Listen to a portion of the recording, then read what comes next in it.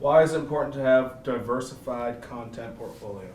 So when you think about content, it's not often that you think about it in the sense of a portfolio, but that's essentially what you have. When you press publish on any piece of content, it's contributing to the assets on your website. And those assets can be very much all the same, or they can be diverse. And when you diversify them, it means that you are opening yourself up to having more diverse streams of traffic, more diverse streams in which you can have your sales team leverage those assets, more diverse ways that you can take that content and repurpose it. So you want to have a diverse mix the same way that you would want to have a diverse mix in the investment world. If you would kind of plan your own investments, you're not going to say we're all going to invest 100% into one stock. You're going to diversify that, or best practice would tell you that you should diversify that. The same thing happens with a great content portfolio. You're going to diversify the way that some of your posts are going to rank for keywords. Some of your posts are going to be great for social media. Some of your posts are going to be great for generating backlinks. Some of your content is going to be great just to arm your sales team